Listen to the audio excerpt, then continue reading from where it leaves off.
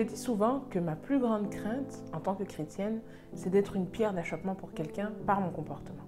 Mais un jour, en discutant avec mon pasteur, elle m'a dit ceci: c'est en ne faisant pas ce que Dieu te demande, comme par exemple témoigner, bénir quelqu'un ou partager une exhortation, que là, tu deviens une pierre d'achoppement. Parce que, en ne faisant pas ce que Dieu te demande, tu bloques la délivrance de quelqu'un, tu bloques sa bénédiction, tu bloques son salut, tu bloques peut-être son désir de passer à l'action pour quelque chose. Et lorsqu'elle m'a dit ça, je me suis dit, mais oui, ça m'a vraiment fait réfléchir.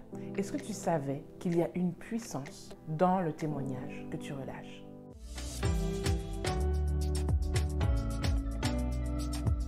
Coucou, je suis Marion B et je partage avec toi des exhortations et des encouragements sur la vie chrétienne en général. Et je ne sais pas si tu me connais, mais si ce genre de contenu t'intéresse, je t'invite à t'abonner si ce n'est pas encore fait et à cliquer sur la cloche pour pouvoir recevoir les notifications à chaque fois qu'il y aura une nouvelle vidéo en ligne.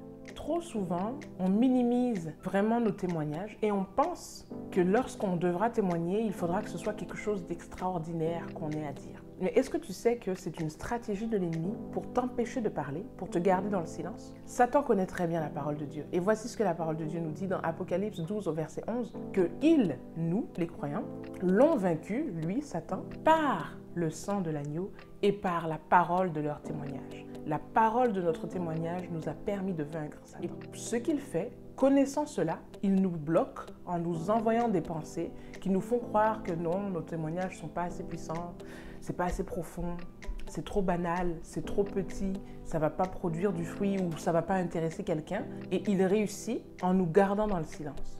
Aujourd'hui, vraiment, par cette vidéo, j'aimerais juste t'encourager et te faire réaliser que tous les jours, tu marches avec une arme puissante qui est ta bouche. Et il faudrait que tu l'utilises maintenant pour pouvoir détruire les œuvres du diable. Parce que c'est ce que le témoignage fait. Il détruit ce que Satan fait.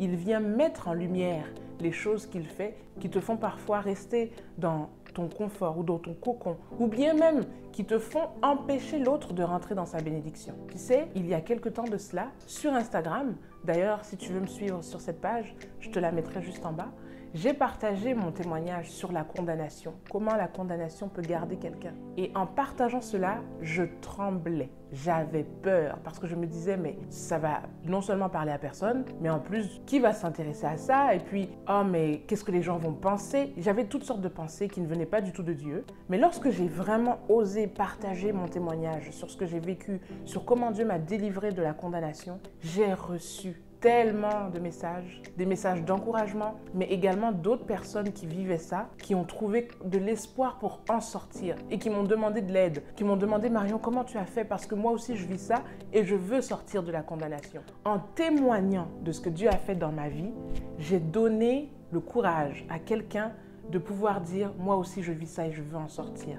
C'est ça le témoignage. Ça détruit les œuvres du diable. Au lieu de rester silencieux, au lieu de rester dans cette crainte-là et dans tes pensées qu'il t'envoie, lorsque tu témoignes, tu permets à quelqu'un de sortir, tu permets à quelqu'un d'être béni, d'être encouragé, d'être délivré même. C'est vraiment puissant. Il y a également un autre passage dans Apocalypse 19 au verset 10 qui nous dit que le témoignage, c'est l'esprit de la prophétie. Écoute-moi bien parce qu'on va décortiquer ce verset pour bien le comprendre. C'est vraiment profond. Le témoignage, c'est l'esprit de la prophétie. Le témoignage, on sait tout ce que c'est parler, c'est dire ce qui s'est passé, déclarer. L'esprit ici, lorsqu'on parle d'esprit, c'est pas le Saint-Esprit ou quelque chose de spirituel. On parle de l'essence, le cœur de quelque chose. La prophétie, c'est exhorter, encourager, consoler, réconforter. Et c'est également aussi le fait de amener les choses à l'existence. C'est le fait de prédire. C'est le fait de dire des choses qui vont peut-être arriver à l'avenir. Voici un peu la définition.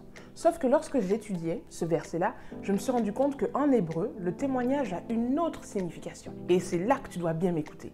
Le témoignage ne veut pas seulement dire déclarer, dire ou statuer quelque chose, mais ça veut également dire faire à nouveau, faire encore, refaire. Alors voici la traduction en français simple de ce verset-là. Le témoignage donne la permission à Dieu de refaire dans la vie de quelqu'un ce qu'il a fait dans ta vie. Tu trouves pas ça un peu fort?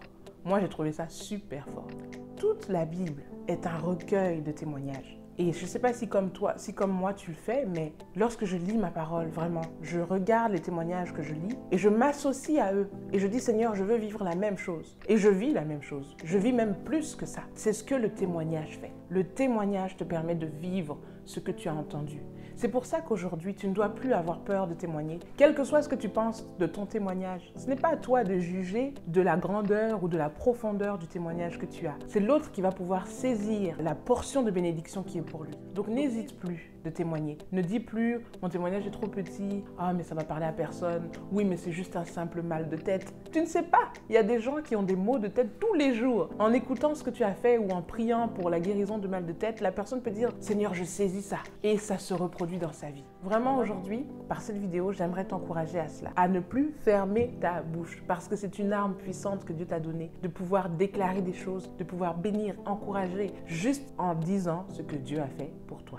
Alors, j'espère vraiment t'avoir encouragé aujourd'hui. Si cette vidéo t'a plu, laisse-moi un commentaire pour me dire ce que tu en as pensé. N'hésite pas de la partager à tes amis et aussi, si ce n'est pas encore fait, de t'abonner et d'activer la cloche pour les notifications. En tout cas, à bientôt pour un autre sujet.